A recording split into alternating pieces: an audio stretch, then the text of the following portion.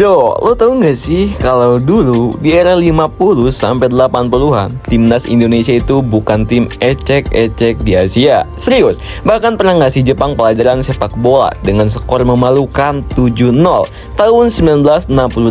Turnamen Merdeka, Sujipto Suntoro hat-trick, dan Jepang waktu itu masih kayak anak magang di dunia bola Asia. Tapi itu dulu ya, dulu banget. Sekarang, waduh, perbandingannya udah kayak mobil F1 versus odong-odong keliling komplek gitu.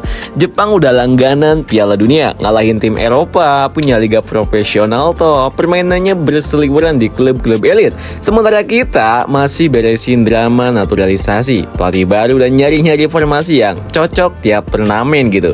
Dan pertandingan terakhir grup C kualifikasi Piala Dunia 2026 ini jadi bukti yang nggak bisa dibantah. Indonesia dibantai 6-0 sama Jepang di Suita City Stadion Osaka. Gokil banget sih ini, gokil sedih maksudnya, anjay. Perbandingannya sendiri kayak nonton dua tim beda alam gitu. Jepang dari awal udah langsung ngegas, kayak lagi dikejar cicilan. Belum sempat ngopi dulu, menit ke-15 Kamada udah cetak gol. Menit ke-18 Kubo nyusul. Menit ke-45 lebih 6 Kamada cetak lagi.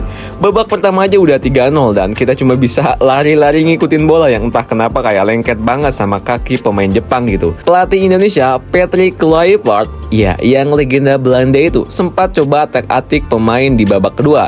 Beckham Putra diganti Ricky Kambuaya, tapi ya Jepang tetap kayak ngasih kuliah tentang cara bermain bola yang benar gitu. Menit ke-55 Marishita cetak gol. Menit ke-58 Machino ikut nyumbang. Dan terakhir di menit 80 Hosoya ngasih gol pamungkas. Skor 6-0. Dan itu bukan typo bro, itu nyata banget.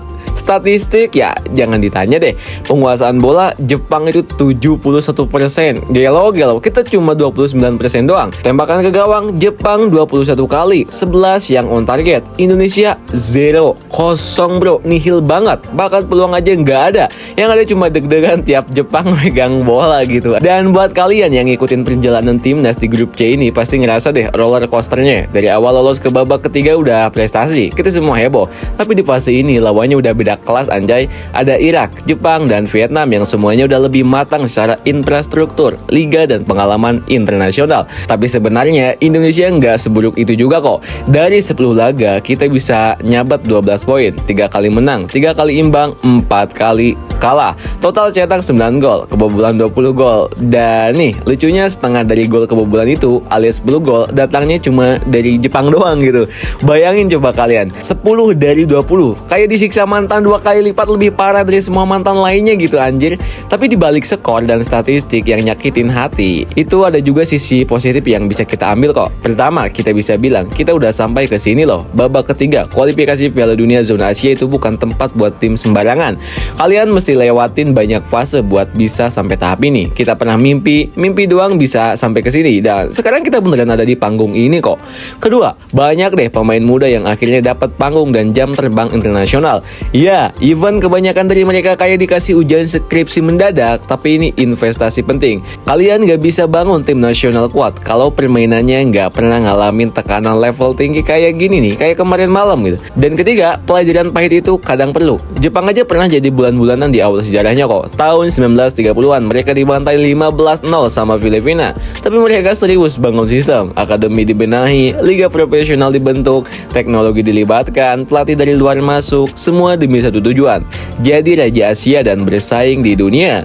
Indonesia harusnya ngaca ke situ, nggak cukup cuma semangat 45 dan yel-yel Garuda di dadaku. Butuh rencana jangka panjang, butuh federasi yang ngerti bola, bukan cuma ngerti nyalon. Butuh liga yang sehat, bukan cuma seru di media sosial, tapi zong di lapangan. Dan ya, tentu aja butuh pemain yang bukan cuma jago gaya di IG, tapi konsisten latihan dan berkembang gitu. Kalau ditanya dari skala 1 sampai 10, performa Indonesia di babak ketiga ini kira-kira berapa ya? Ya, jawabannya itu 6,5. Why? Karena ekspektasi kita bukan menangin semua laga.